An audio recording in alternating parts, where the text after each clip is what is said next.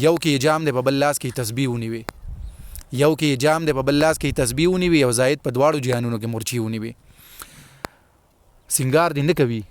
سپرلی ته لامودي پرتی دي خپلو مخونو ته بې وخته عیني ونیوي او دا د ابشار نه په شم راغی که شبنم وریږي که جبړای سلای تیار زلف لمدی ونیوي او د زړه په کور کې مې رڼا شوه تیارې وتښتېدې رڼا شوه تیارې وتښتېدې تا راته سترګې او که نه بلې ډیوې ونیوې او اوس خو د مینې عجیبه غوندې دستور دی اشنا هر یو مین د ګل په ځای یار ته پیسې ونیوې او پښتانه چرې که لار نه شو د یو بل د مرګه ډېر ښه شعر دی پښتانه چرې که لار نه شو د یو بل د مرګه که میندو خویندو ورته ډېرې لوپټې ونیوې او هره کوڅه چې شوه خالي د پښتنو د شوره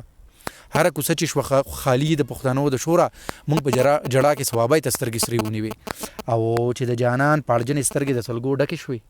چې د جانان پاړجنې سترګې د سلګو ډکې شوې عبید په شونډو کې واپس خپلې ګیلې ونیوې دا د فیلسوف خان عبید یو څو شعرونه وو نو د نوموړي فیلسوف خان عبید باره کې تاسو موږ ته څه ووایي فیلسوف خان عبید د ملکنډ سره تعلق لري د ملکنډ سیمې سره او ډېر ښه شاعر دی او دا خو د هغه پېښور دی د کراچۍ د رڼاګانو خوار کې روکه یاره غمجن مازیګري دي بې لتانه مسافرات ټول سندرغاړو ورته ویلي ډېر خلک چې کوم دی نه پیژني خو ورسره دغه خبره ده دغه چې فیلسوف خان عبید لکه د نورو پښتنو په شان په دوبای کې چې نور خلک څنګه مزدوري کوي که نه هغه شان محنت مزدوري کې ډېر ژوند هلته تېر شوی دی لکه لیبر ایز لیبر یې هلته کار کړی دی او بیا پکې داسې وشو چې دا اوس لږ وخت مخکې هغه بیا د دغې وجې نه ډېر بیمار شوی هم که نه نو هغې بیمارۍ باندې بیا ډېرې پیسې هم لګېدې نو بیا دا ملک ریاض پورې خبره ورسېده او هغه ول هغه علاج هغه کارمار وکړو نو اوس خو ښه دی او خدای دې ښه ساتي نو د هغه یو څو څیزونه به درته نور ووامه د هغې کې دا یو چې کوم دی نه دا خو ډېر خوندناک دی وایي جانان وی لکه د ګل غوندې ښکاره شوم ما وی زه د مینې نور په غرغره شوم جانان وی ټوله دنیا مې تماشه کړي ما وی ځکه چې د زه په ننداره شوم جانان وی هلته به لاړ شم چې ته نه ما وی چېرته ځې په زړه کې دې دیره شوم جانان وی بل غنم رنګ ځان لګوره ما وی نشته سواد په سمه راپره شوم او جانان وی زما په خال کې څه کمال دی ما وی چپ شه زه اوس په مسکاره شوم جانان وی د مینې راز ساته په زړه کې جانان وی د مینې راز ساته په زړه کې ما وی زه د عشق سندره وم خوره شوم او جانان وی په نه خبره خفه کېږي ما وی اوس په تا مین پوره شوم او جانان وی زه په حجرو ستایله کېږم ما وی ځکه چې زه یاد پته ناره شوم جانان وی زما ستم ته به ټینګ نشي جانان وی زما ستم ته به ټینګ نشي ما وی یا جانانا کلک کلک د غره شوم او جانان وی په انتظار کې به دې مړ کم جانان وی په انتظار کې به دې مړ کم ما وی را بشي الله ته پاسره شوم او جانان وی ته به زما کله صبرېږي جانان وی ته به زما کله صبرېږي ما وی هلکه بندي په دیره شوم او جانان وی ته خو د مخکې زیات پاگل شوي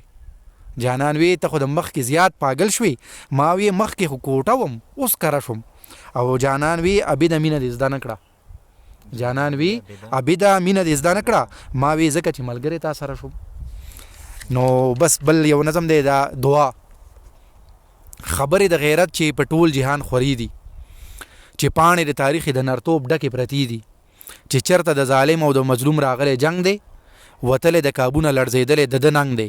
حیا پرې د خپل ځان او د تمام جهان ګرانه حیا پې د خپل ځان او د تمام جهان ګرانه ښکلا یې زوروره ده د هر چا د ښکلا نه د دین محبت هم پکې د هر یو کام نه ډېر دی د هر دور یې ګواه دی په اسلام د سره تیر دی